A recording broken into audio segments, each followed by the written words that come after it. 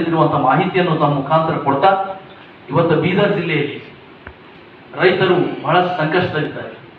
ನಾವು ನೀವು ಎಲ್ಲ ನೋಡಿದ್ವಿ, ಕಬ್ಬಿಗಾಗಿ ಅನೇಕ ರೈತರು ಹೋರಾಟಗಳನ್ನು ಮಾಡಿದರು, ಉರುಳು ಸೇವೆ ಮಾಡಿದರು.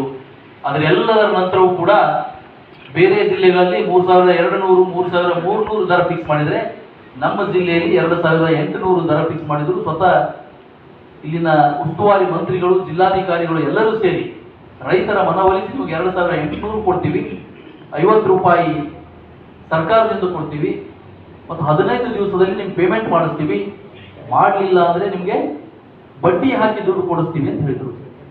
ಅದಕ್ಕೆ ಕಳೆದ 15ನೇ ಜನವರಿ, ಬಹುಶಃ ಒಂದು 4-5 ಕಾರ್ಖಾನೆ ಇರೋದು, 15 ಜನವರಿ ನಂತರ ಯಾವುದೇ ರೈತರ ದುಡ್ಡು ಇಲ್ಲಿಯವರೆಗೆ ಬಂದಿಲ್ಲ. ನಮ್ಮೊಂದು ಅಂದಾಜಿನ ಪ್ರಕಾರ ಜಿಲ್ಲೆಯ ರೈತರ 200 ಕೋಟಿ ರೂಪಾಯಿ ಕಾರ್ಖಾನೆಗಳು ಬಾಕಿ ಇಟ್ಕೊಂಡಿವೆ. ಇವತ್ತು 15 ದಿವಸ ಕೊಡ್ತೀನಂದಿದ್ರು, ಜನವರಿ 15ರಿಂದ, ಇನ್ನು ಕೆಲವೊಂದು ಜನವರಿ ತಿಂಗಳದೇ ಕೊಟ್ಟಿಲ್ಲ, ಜನವರಿ 1ನೇ ತಾರೀಕಿಂದ ಕೊಟ್ಟಿಲ್ಲ.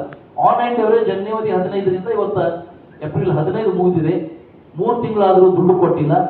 ಅದಕ್ಕೆ ಜಿಲ್ಲಾಧಿಕಾರಿಗಳಿಗೆ ಮತ್ತು ಜಿಲ್ಲಾ ಉಸ್ತುವಾರಿ ಸಚಿವರಿಗೆ ಈ ಮುಖಾಂತರ ನಾವು ಒತ್ತಾಯ ಮಾಡ್ತೀವಿ, ಕೂಡಲೇ ಆ ರೈತರ ದುಡ್ಡು, ನೀವೇನು ದರ ಕಡಿಮೆ ದರ ನಿಗದಿ ಮಾಡಿಸಿದ್ರಿ, ಯಾಕಂದ್ರೆ ನಿಮ್ಮದೇ ಕಾರ್ಖಾನೆಗಳಿವೆ, ಅಟ್ಲೀಸ್ಟ್ ಆ ದರ ಆದರೂ ಟೈಮಿಂಗ್ ಕೊಡಿಸ್ರಿ. ಮತ್ತು ನೀವು ಹೇಳಿದಂತೆ ನಿಮಗೆ ಮಾತಿಗೆ ತಪ್ಪದಂತೆ ನೀವೇನು ಬಡ್ಡಿ ಸಮೇತ ದುಡ್ಡು ಕೊಡಿಸ್ತೀವಿ ಅಂತಿದ್ರಿ. 15 ದಿವಸ ಆದ ನಂತರ ಏನು 2.5 ತಿಂಗಳು ಇಲ್ಲಿವರೆಗೆ ಆಗಿದೆ.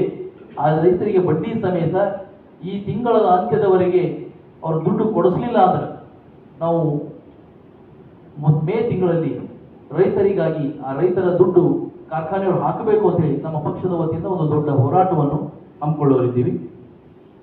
ಹಾಗೂ ಬೀದರ್ ಜಿಲ್ಲೆಯಲ್ಲಿ ಜಿಲ್ಲಾಧಿಕಾರಿಗಳ ಸಂಕೀರ್ಣ ನಮಗೆಲ್ಲ ಗೊತ್ತಿದೆ. ಜಿಲ್ಲೆಯ 4 ಕಡೆ ಎಲ್ಲೆಲ್ಲೋ ಕಟ್ಟಬೇಕಂತ 10 ವರ್ಷವಾದ ಇವಾಗ ಕಾಮಗಾರಿ ಪ್ರಾರಂಭ ಆಗಿದೆ.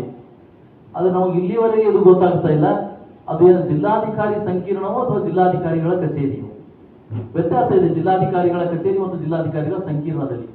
ಹಿಂದೆ ಸಚಿವರು ಜಿಲ್ಲಾಧಿಕಾರಿಗಳ ಸಂಕೀರ್ಣ ಅಂತ ಹೇಳಿದ್ರು, ಆದ್ರೆ ಎಲ್ಲೋ ಒಂದು ಕಡೆ ಜಿಲ್ಲಾಧಿಕಾರಿಗಳ ಕಚೇರಿ ಆಗ್ತಾ ಇದೆ ಅಂತ ಗೊತ್ತಾಗ್ತಾ ಇದೆ. ಜಿಲ್ಲಾಧಿಕಾರಿಗಳ ಸಂಕೀರ್ಣ ಅಂದ್ರೆ ಇಡೀ ಜಿಲ್ಲೆಯ ಎಲ್ಲಾ ಕಚೇರಿಗಳು ಅದರ ಒಳಗಡೆ ಬರ್ತಿದ್ದು, ಜನರಿಗೆ ಅಡ್ಡಾಡ್ಲಿಕ್ಕೆ ತೊಂದರೆ ಆಗಲ್ಲ ಅಂತ ಅನ್ನುವಂಥ ಕನ್ಸರ್ನ್ ಕಟ್ಕೊಂಡು ಆ ದೊಡ್ಡ ಕಟ್ಟಡ ಮಾಡ್ಬೇಕಂತ ಹೇಳಿತ್ತು. ಅದರ ಮುಂಚೆ ಜಿಲ್ಲಾಧಿಕಾರಿಗಳ ಸಂಕೀರ್ಣಕ್ಕೆ ಇದ್ದಂತ ಒಂದು ದೊಡ್ಡ ಮೊತ್ತದ ಹಣವನ್ನು ಕಡಿಮೆ ಮಾಡಿ ಇವತ್ತು ಕೇವಲ ಜಿಲ್ಲಾಧಿಕಾರಿಗಳ ಕಚೇರಿ ಮಾಡ್ತಾ ಇದ್ದಾರಾ ಅನ್ನುವಂಥ ಒಂದು ಅನುಮಾನ ಇದೆ. ಇದಕ್ಕೂ ಕೂಡ ಡೌಟ್ ಯಾಕೆ ಅಂತಂದ್ರೆ ಆ ಕಡಿಮೆ ಜಾಗದಲ್ಲಿ ಮತ್ತೆ ಎಲ್ಲೋ ಒಂದ್ ಕಡೆ ಒಂದ್ಸಲ ಸಚಿವರೇ ಜಿಲ್ಲಾಧಿಕಾರಿ ಕಚೇರಿ ಅಂತ ಒಂದು ಉಲ್ಲೇಖ ಮಾಡಿದ್ದು ನೋಡಿದೆ ನಾನು. ಅದಕ್ಕಾಗಿ ಅವ್ರು ಅದಕ್ಕೊಂದು ಉತ್ತರ ಕೊಡಲಿ ಜನರಿಗೆ. ತಮ್ಮ ಮುಖಾಂತರ ನಾನು ಪ್ರಶ್ನೆ ಮಾಡ್ತಾ ಇದ್ದೀನಿ ಅವರಿಗೆ, ಜಿಲ್ಲಾಧಿಕಾರಿ ಕಚೇರಿನ ಅಥವಾ ಸಂಕೀರ್ಣನ, ಅದ್ರ ಬಗ್ಗೆ ಅವ್ರು ಕ್ಲಾರಿಫಿಕೇಶನ್ ಕೊಡಲಿ. ನಾವು ಅವ್ರಿಗೆ ಕೇಳ್ತಾ ಇದ್ದೀವಿ, ನಮ್ಗೆ ಅನುಮಾನ ಇದೆ, ಡೌಟ್ ಹೆಂಗೋ ಬಂದಿದೆ.